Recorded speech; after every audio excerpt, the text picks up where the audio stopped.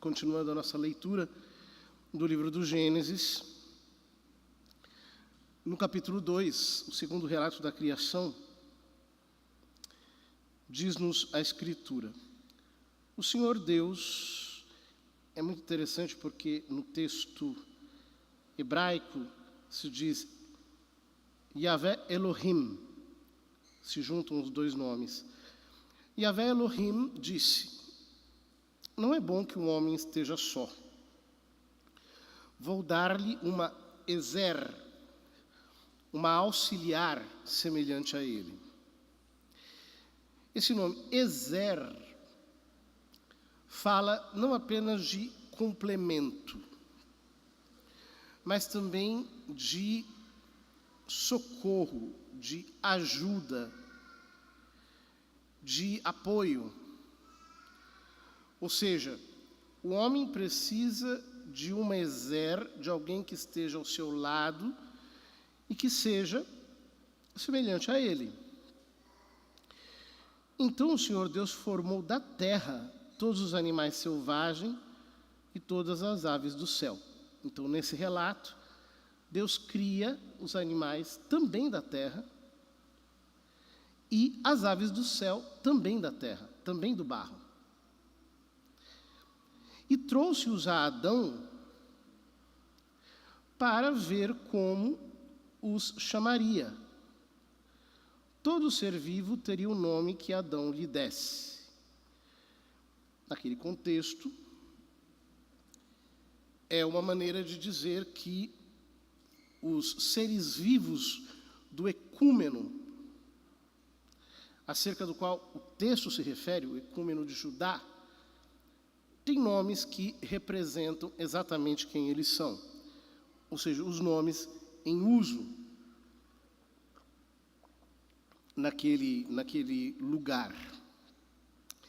E Adão deu um nome a todos os animais domésticos, a todas as aves do céu e a todos os animais selvagens. Mas Adão não encontrou uma auxiliar semelhante a ele. Ele não encontra auxiliar na medida em que dá nome. É muito interessante isso. Ou seja, a questão aqui é dar o nome. Quem é que é o meu complemento? Quem é que eu posso chamar de outro eu, alter ego? A quem eu posso dar o meu mesmo nome? Então, dizendo de uma maneira simples, né? O macaco tem a macaca, o leão tem a leoa, e eu. Né? Então o Senhor Deus fez cair um sono profundo sobre Adão. Quando este adormeceu, tirou-lhe uma das costelas e fechou o lugar com carne. Depois da costela tirada de Adão, o Senhor formou a mulher e conduziu-a a Adão. Então a imagem é: Deus tira a costela e ele esculpe a costela como quem vai desbastando o osso. Ele forma uma espécie de bonequinho de costela. E dali vem a mulher. É muito interessante que o verbo hebraico que aparece aqui não é o verbo bará. Bará é o verbo criar. Mas é um verbo diferente, é o verbo baná. Bará, baná. Baná é construir, é o verbo que se usa para falar de construção de casa, construção civil. Ou seja, Deus construiu a mulher. Da costela tirada de Adão, o Senhor, tanto é que o texto aqui utiliza exatamente a palavra formou. O Senhor formou, ou seja, o Senhor construiu a mulher e conduziu-a a Adão. O texto não dá detalhes aqui dessa narração muito idílica, muito perfeita, até, de certo modo, romântica, né? O que significa que Deus tirou a mulher da costela do homem? Por que o autor coloca as coisas assim? Isso vai ficar claro na medida em que nós lemos a sequência, especialmente a sequência do capítulo 3 também. Veremos. Então, vejam. Yahvé Elohim formou a mulher e levou-a até Adão. Então, Adão exclamou. Desta vez, sim, é osso dos meus ossos, carne da minha carne. Ela será chamada Ishá, porque foi tirada do Ish. Ela será chamada mulher, porque foi tirada do homem. Ou seja, ela pode receber o mesmo nome, Ish, Ishá, homem, mulher.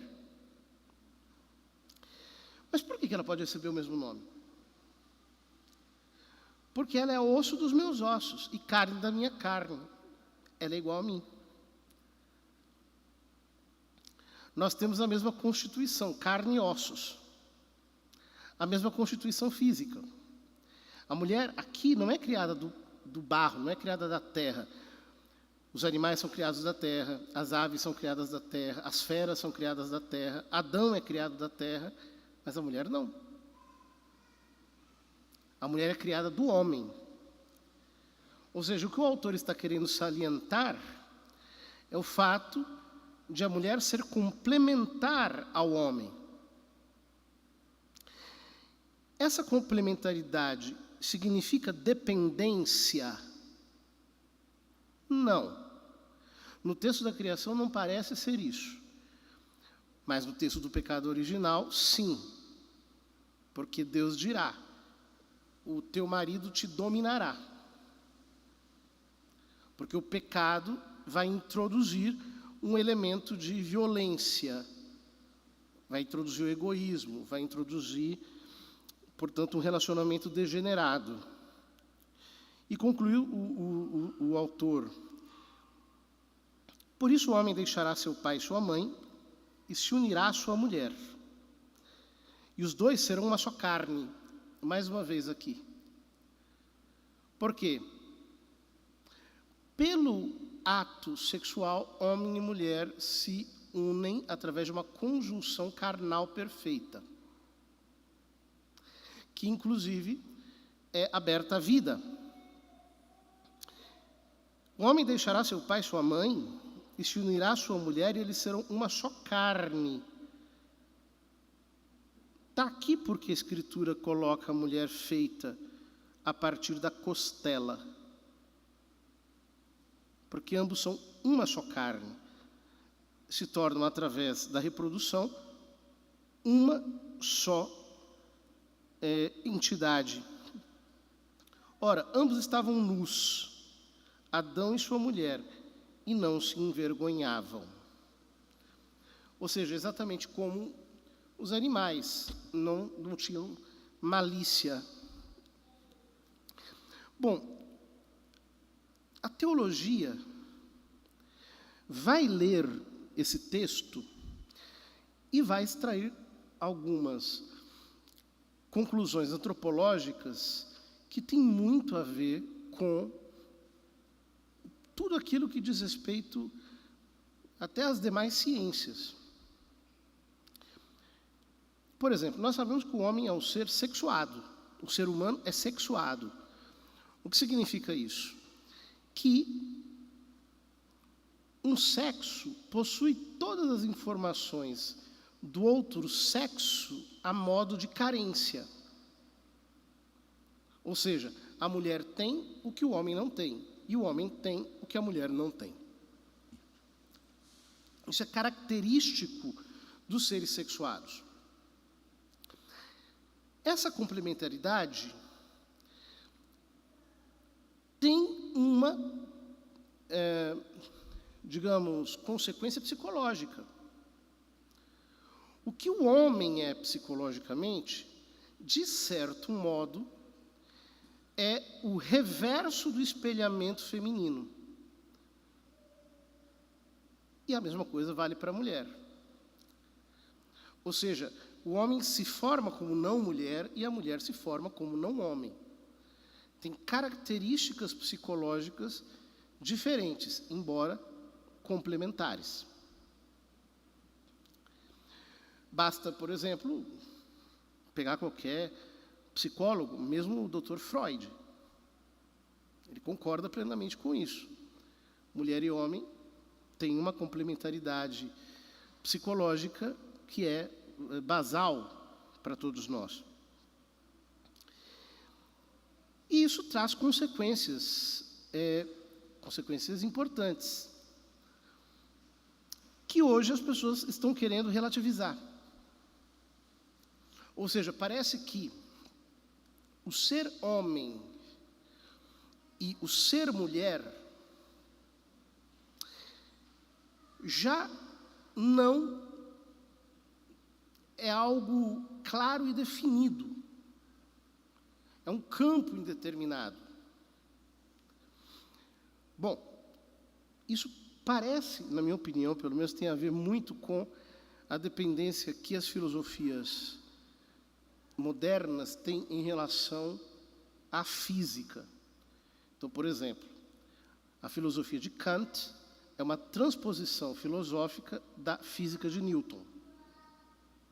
Isso é muito claro. Tempo, espaço absolutos viram categorias a priori do entendimento na concepção do Kant. Depois surgem todos os atomistas. A estrutura da realidade está definida pelos átomos, pelas partículas elementares. Então, surgem todas as filosofias que tentam descobrir a constituição oculta da realidade. Ora o inconsciente, ora as estruturas de luta de classes, ora as estruturas mesmo sociais básicas que determinariam tudo. Por exemplo, a filosofia estruturalista, etc. Depois surge a física quântica, que diz que as partículas subatômicas, elas são campos indeterminados. Ou seja, há algo de indeterminação, de não 100% previsível nas partículas subatômicas. Portanto, todas as ideologias pós-estruturalistas, tipo ideologia de gênero, seguem essa mesma base. O ser homem ou o ser mulher é completamente determinado. Qualquer um pode ser literalmente o que se inventar de si mesmo. Ora, será que isso realmente corresponde à nossa natureza? Ou aquilo que pode nos completar, ou de algum modo nos preencher? Ou as palavras do livro do Gênesis continuam sendo atuais? O homem deixará seu pai e sua mãe, e se unirá à sua mulher, e eles serão uma só carne.